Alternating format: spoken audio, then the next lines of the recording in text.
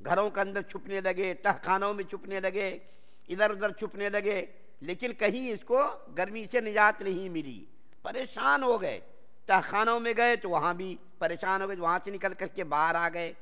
اللہ تعالیٰ نے ان کے اوپر عذاب اس طریقے سے بھیجا کہ ایک بدلی آئی، بدلی کے اندر سے ایک ہوا چلی، یہ سب کے سب لوگ خوش ہو گئے کہ بدلی آئی ہے، اس کے اندر چلو راحت ملے گی، ہوا بھی چل رہی ہے۔ پوری قوم اس بدلی کے نیچے جا کر کے جمع ہو گئی۔ اللہ تعالیٰ کی قدرت دیکھیے، جب کسی کو مارنا ہے، اسی لیے علماء کہتے ہیں یہ بات اگرچہ تفسیر سے متعلق نہیں ہے، اللہ تعالیٰ نے یہودیوں کو یہاں جمع اس لیے کر رہے ہیں تاکہ قیامت سے پہلے پہلے یکجا ان کو مارا جائے، قتل کیا جائے، سب یہودیوں کو جمع کر رہے ہیں اللہ تعالیٰ۔ تو اسی طریقے سے قوم شعیب علیہ السلام کو بدلی کے نیچے جمع کیا، اور جمع کر کے جب یہ لوگ جمع ہو گئے بڑے خوش ہوئے کہ اللہ تعالیٰ نے دیکھو ہماری راحت کا، ہمارے آرام کا سامان بھیجا ہے، بدلی آئی ہے، بارش آئے گی، ہوا چل رہی ہے، تو اس کے نیچے یہ لوگ جمع ہوئے۔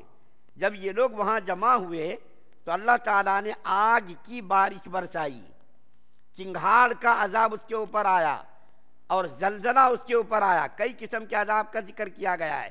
فَأَخَذَتْهُمُ الرَّجْفَةُ، زلزلے نے اس کو پکڑ لیا، اور چیخ کا عذاب آیا، اور آگ کی بارش ہوئی، کئی قسم کے عذابات ان کے اوپر نازل ہوئے، اور اسی بدلی کے نیچے یہ پوری کی پوری قوم ہلاک اور برباد ہو گئی۔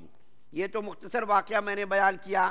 اب ایک بات کہہ کر کے میں بات کو ختم کروں گا۔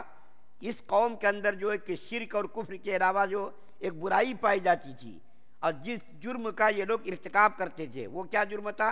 ناپ تول میں کمی کرنا۔ ہمارے یہاں کیا ہے ناپ تول میں کمی کرنے کا تصور؟ ہم کیا سمجھتے ہیں بھائی، گوشت لے لیا، چاول لے لیا، دال لے لیا، یا کوئی چیز اور ہم نے لے لی، اس کو وزن کر کے اس کے اندر دینا، کمی بیشی اس میں نہیں کرنا، یہ ہمارا خیال ہے۔ ناپ تول میں کمی بیشی کا یہ معنی محدود ہے ہماری سوچ کے مطابق، اس کا معنی بہت زیادہ وسیع ہے۔ ناپ تول میں کبھی صرف چاول، دال، آٹا، گیہوں ان چیزوں تک محدود نہیں، سامان کے ناپ تول تک محدود نہیں، بلکہ اس کا معنی بہت زیادہ وسیع ہے۔ اور اس کا معنی کیا ہے؟ علماء نے لکھا ہے کہ جو ذمہ داریاں مسلمانوں کے سپرد ہے، جو حقوق واجبہ مسلمانوں کے ذمہ واجب ہیں، اور جو فرائض و واجبات مسلمانوں کے ذمہ واجب ہیں، اس کے اندر کمی بیشی کرنا یہ بھی ناپ تول میں کمی ہے۔ مثال کے طور پر ایک آدمی ملازمت کرتا ہے، اور ملازمت کے مالک سے اس کا معاہدہ ہوا ہے 8 گھنٹے میں کام کروں گا۔ 8 گھنٹے کام کرنا اس کے اوپر ضروری ہے۔ اگر اس نے 8 گھنٹے کام نہیں کیے تو وہ بھی ناپ تول کی کمی میں شمار ہوگا۔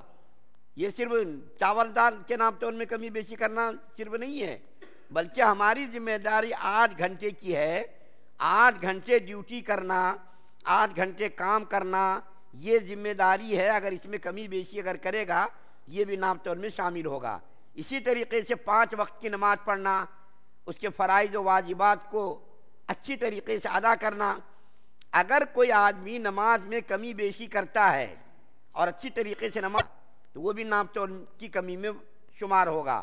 اسی طریقے سے زکوٰۃ ہے، اچھی طریقے سے ادا نہیں کرتا، جتنی زکوٰۃ کی رقم اس کے ذمہ واجب ہے اس کو اگر ادا نہیں کرتا ہے تو وہ بھی ناپ تول کی کمی میں شامل ہوگا۔ روزہ ہے، زکوٰۃ ہے، حج ہے، یا جو بھی ہے، گھر میں بیوی بچوں کے لیے جو ذمہ داریاں ہیں، ان کے جو حقوق ہے، ان حقوق کو ادا نہ کرنا، یہ بھی ناپ تول کی کمی میں شمار ہوگا۔ تو دیکھیے ناپ تول کی کمی کا مسئلہ جو ہے یہ محدود نہیں ہے بلکہ غیر محدود ہے۔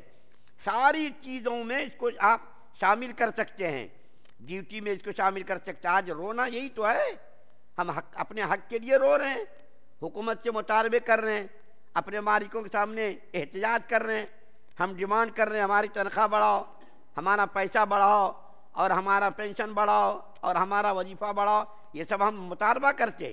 لیکن جو ہماری ذمہ داریاں ہیں، ہمارے جو کام ہیں، ملازمت کرنے والا چائے کے بہانے، بیڑی سگریٹ پینے کے بہانے جا کر کے 10 منٹ کے لیے گیا، تو آدھا گھنٹہ پون گھنٹہ لگا دیتا، گپ شپ میں لگا دیتا کسی بہانے سے، یہاں تک کہ بہت سارے لوگوں کو دیکھا گیا غلط سرٹیفکیٹ تیار کر کے حکومت کے سامنے پیش کر کے چھٹیاں لیتے لوگ، جھوٹا سرٹیفکیٹ پیش کر کے چھٹیاں لیتے لوگ، اور حکومت سے کہتے کہ بھئی ہم دیکھو ڈاکٹر نے سرٹیفکیٹ دیا ہے، ہماری طبیعت ٹھیک نہیں ہے، ہماری طبیعت خراب ہے۔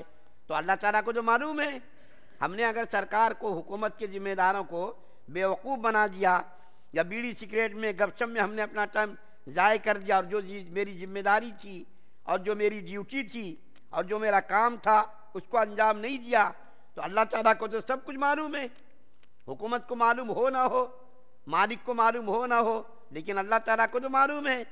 آج سماج کے اندر خرابیوں کی یہی سب سے بڑی بنیادی جڑ ہے کہ ہم اپنے حق کے لیے تو لڑنے کے لیے تیار، مرنے کے لیے تیار، لیکن جو ہماری ذمہ داریاں ہیں ان ذمہ داریوں کو ادا کرنے کے لیے تیار نہیں ہیں۔ یہی خرابی کی بنیادی جڑ ہے، یہیں سے خرابیاں پیدا ہوتی ہیں، یہیں سے سماج کے اندر، معاشرے کے اندر بگاڑ پیدا ہوتا ہے۔ اگر ہر آدمی اپنی ذمہ داری کو حسن و خوبی کے ساتھ ادا کرنے کی کوشش کرے اور اپنے حق کو دبا کر، جو ہمارا آپ کے اوپر حق ہے، اگر ہم اس کو چھوڑ دیں اور ہم اچھی طریقے سے ڈیوٹی کریں، نوکری کریں، تو بتائیے سماج کے اندر کیسا انقلاب آئے گا، سماج کے اندر کیسی اصلاح ہوگی اور خوشیاں کیسی پیدا ہوں گی۔ ساری خرابیوں کی جڑ یہیں سے پیدا ہوتی ہے، اور اس جڑ کو ہم محسوس کرنے کے لیے تیار نہیں ہیں، صرف پیسوں کے پیچھے ہم بھاگنے کے لیے تیار ہیں۔ اس لیے اس واقعے سے صرف یہی سنانا مقصود نہیں کہ شعیب علیہ السلام کی قوم شرک کے اندر مبتلا تھی، چوری کے اندر مبتلا تھی، ڈاکہ ڈالتی تھی، ناپ تول میں کمی کرتی تھی۔ جو اس واقعے سے ہمیں عبرت ملتی ہے اور ہم کو جو نصیحت ملتی ہے، ان باتوں کو بھی ہم اپنے ذہنوں میں رکھیں، اور ہماری جو ذمہ داریاں ہیں ان ذمہ داریوں کو ادا کرنے کی سماج کا ہر طبقہ کوشش کرے کہ جو میری ذمہ داری ہے میں اس کو ادا کروں گا، چاہے کچھ ہو جائے، اس کو ادا کر کے رہوں گا میں۔ تو دیکھیے پھر سماج کے اندر کیسا انقلاب آئے گا، کیسی تبدیلیاں آئیں گی، اور کیسا سماج کے اندر جو ہے معاشرے کے اندر تبدیلی آئے گی، اور کیسی محبت کی فضا قائم ہوگی، نفرت کی فضا ختم ہو جائے گی۔ اللہ تعالیٰ سے دعا ہے اللہ تعالیٰ ہم سب کو سننے زیادہ عمل کرنے کی توفیق عطا فرمائے۔